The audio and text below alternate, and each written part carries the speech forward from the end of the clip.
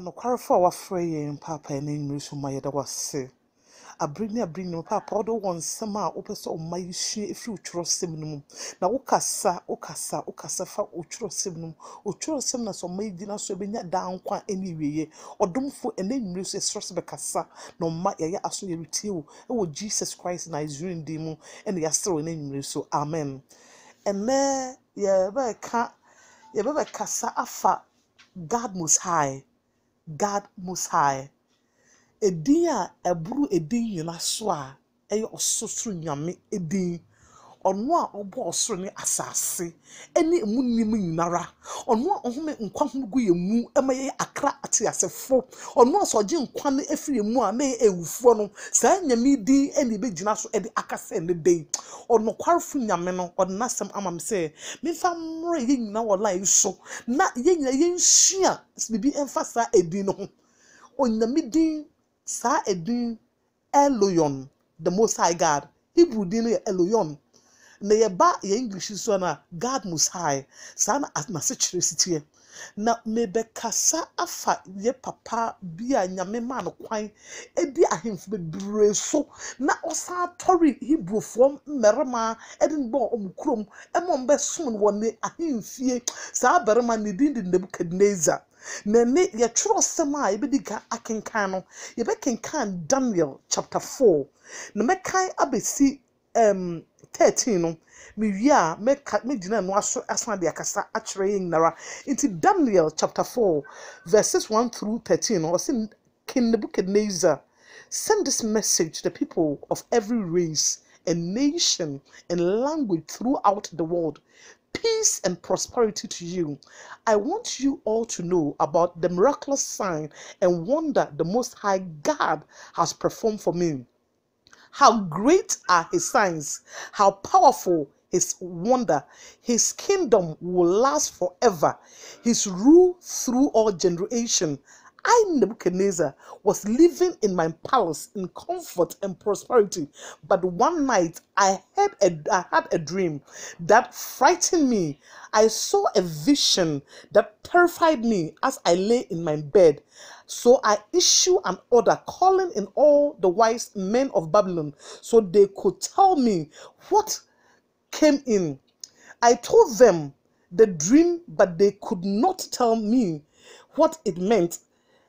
At last, Daniel came in before me, and I told him the dream. He was named Belshazzar, after my God, and the spirit of the holy gods is in him. I said to him, Belshazzar, chief of my magician, I know that the spirit of the holy gods is in you, and that no mystery is too great for you to solve. Now tell me what my dream means. While I was lying in my bed, this is what I dreamed. I saw a large tree in the middle of the earth. The tree grew very tall and strong, reaching high into the heavens for all the world to see.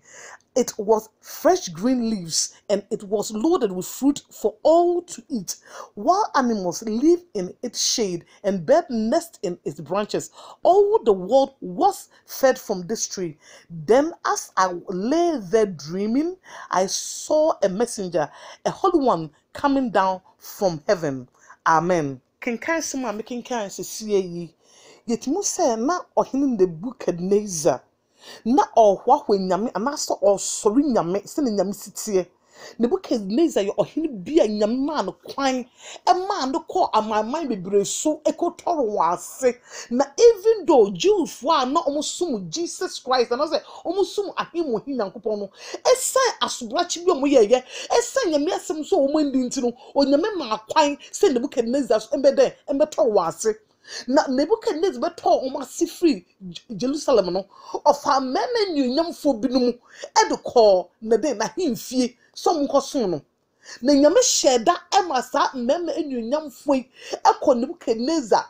ahimfie ekosom no na nyame pese o kire Nebukadnezar se on ewiase nara he is in control. Only we are seeing now one. Only we are seeing now the day. Into a man who say, Joy for us to brachi almost one day now. On Yakubo cat such and the day for Jeremiah say, a son said, Mama assassin of Muntino, may move the assassin so, and fear you soon. Mama assassin and sank Ahmed da Ahmano, and Yamahuman, and Yamahuman. Jesus and right Nyankopon fa Israel for every Missouri don't buy no or mama bebre or say afibia and fiensum biara no mumma assassinate ehome na Israel for anye ni sa embrasem so omo ye no mom pe enti Nyankopon I didn't ha Nyankopon and no say assassin be home no Jesus me yi nkrofo firi assassin so kra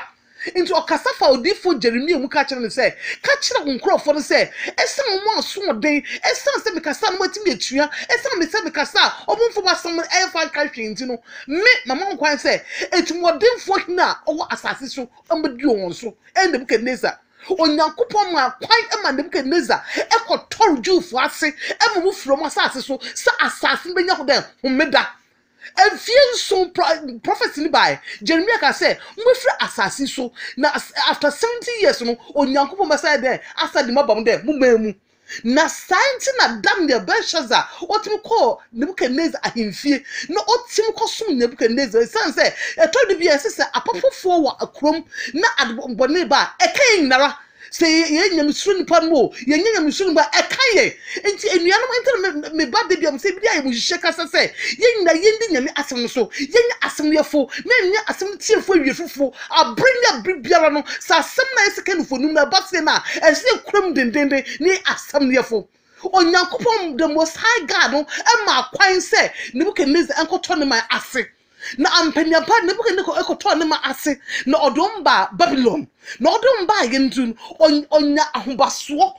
oya hantan o se hwe me Nebukadnezar ma letimi di oman biara so even though Jewfo na yeso munyankopon yesonko munyankopon bia pumu emom nante mu na odi Assyriafo so na akuma Syria 180,000 Syriafo no me Nebukadnezar ma ko di wo mu so eno mo ye menkoa into a hantan be hye Nebukadnezar akomumma twose me ka ye na ayibibie esi na Nebukadnezar eyi nyame aye on ye kai about 37 homa e twose ewa nti nya ho ye nka sa chapter 4 ni nara ye nka ni na hu na esi ye no o ka ne ma esi na oyi nyame aye ewo ho o se me na me da me paso o ena nyame eyi edi sem de kire me se na oyi edi sem de kire Pharaoh se ekom bi beti oman ni mu na mfie nso ekom be ba ebi nyansida onyame ma sa Nebukadnezar nya sa di ye bi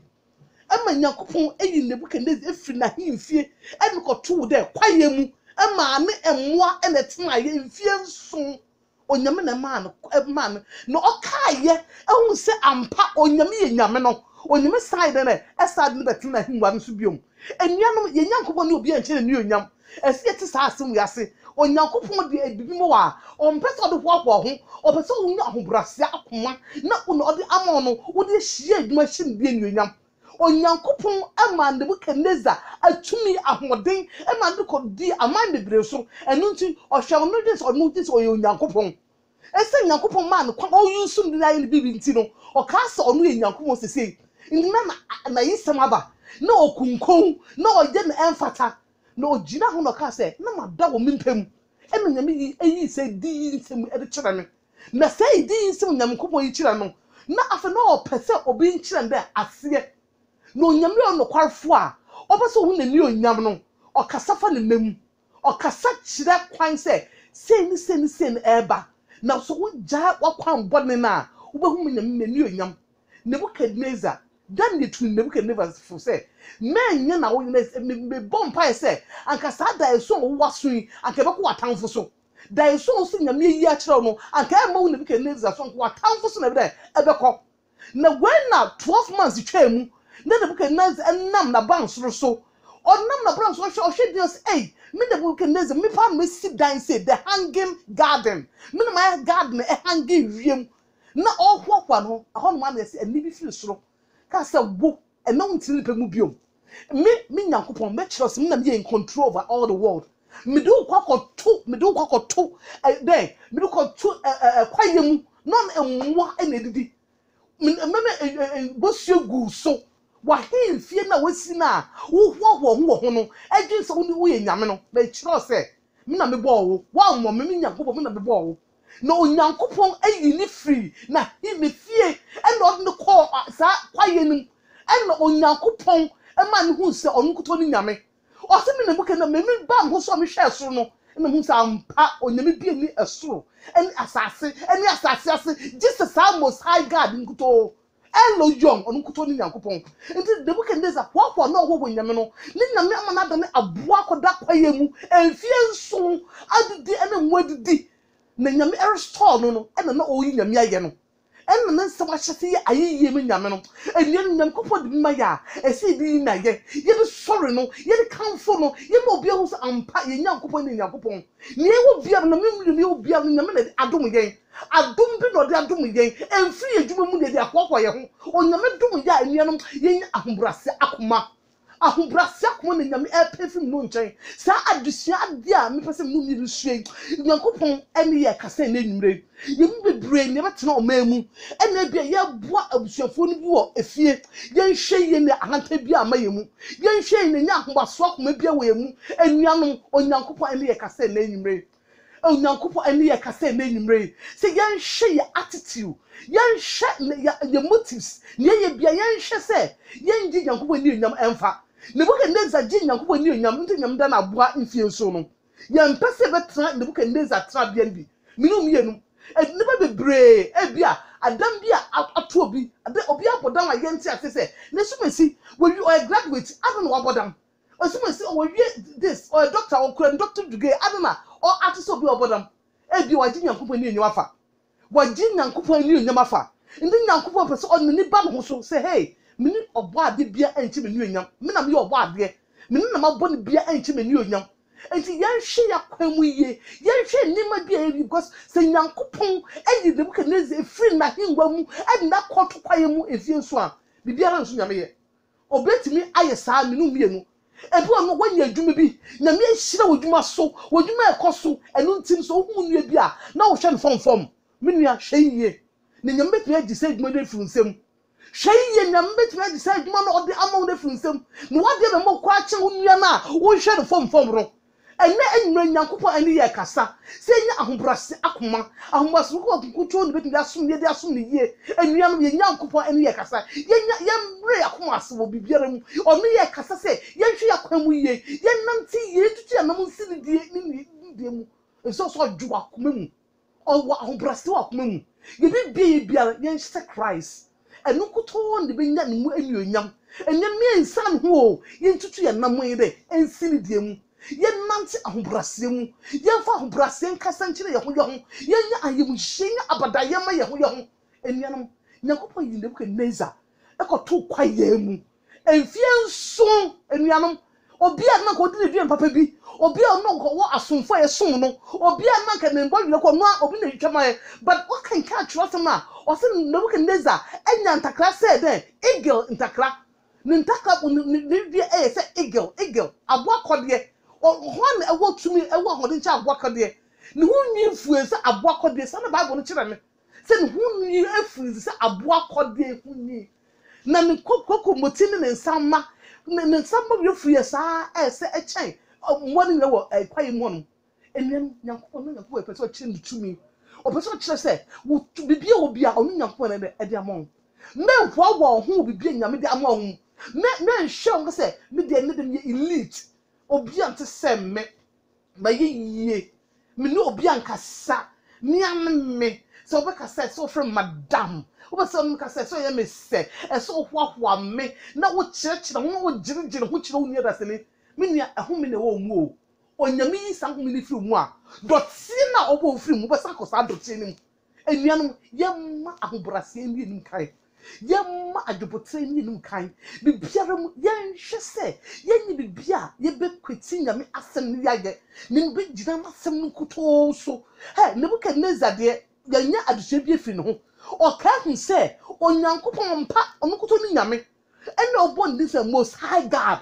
o acknowledge nyankopon se hey san obi a nche nse nyame we ye ntimi fa nyame ni mu twitwi fam enka se be fa ye ho adi free Sana ensehunufo bi mo aka kan wo atrodifo bi mo aka say ye angel hwe wonu nyame bofo epe me hu na menka kra ye kwakwa ye ho adum bi nyame de ama wa na say onfa mo kra no ko bi e bi kata ni maso a na o de kwakwa ho enuam ye hwe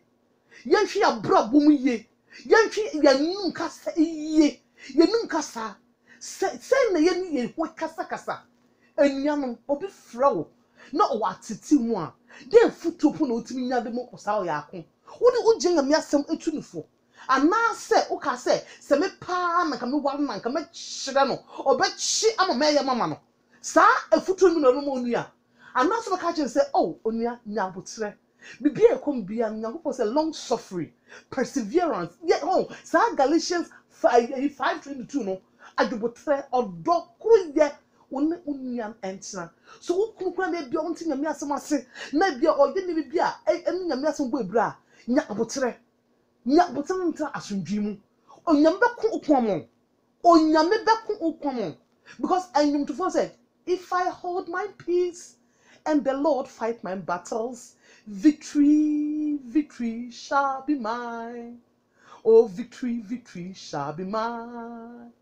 Oh, victory shall be mine. If I hold my peace and the Lord fight my battles, victory shall be mine. Ye nyankobo say ye did there, ahobrase, yet odokro ye ni hotena. Onyankopon ehun send the book and no nyahobrase akoma. No ya hanta no eje, no titi nyame nim. The best thing for God to do no is so you free human society. So you free the pem not because to mwem enuanom yam pesa sad aduwe ebitri and be around that say be ya hantansem ye be dress so much say onyankopon kro be ye eye say obi a wadwenye ne enifie sa pepe na book neza de ko ye no na nipa nyame agbo se se so na de ono nwa na edidi so what bodam you what bodam you complete abodam for the kopola suko didi abodam for na nwa ekwo aduane ho abodam for na akokofunu kura da no odi kura oni sa akoni akokofunu eno so na odi ko but me no am mfa se yadwum da kai se nwa ado akokofunu da bola so ye ko fa se ebedi ye ndida but bodam na dwin eni honum no wo hu sa akokofunu no nwa dor no obreche mu ayɛ wawe sa pepepe ni nyankopon eye ndem ka neza o unifi na himfie eno ko to de kwaye mu kwa yeso ne to God bi mo o yini ko to de kwaye kebiri o ni obi ehunu no ni ba me ho so no se me ni ba me ho so no ena mu so onyankopon kwa de most high God me ni onyankopon we enche na ni onyam ni so onyankopon enche na ache bibiara me de ni di nyina be ma no me de nyam nyina be bo sa nyam ti atefui me de nyam nyina be mo no no kwarfo nyame no enuanom sa nyame pese me no me ni eye sa me nyam pese ye sa akwan nere mu no ye hwahwa no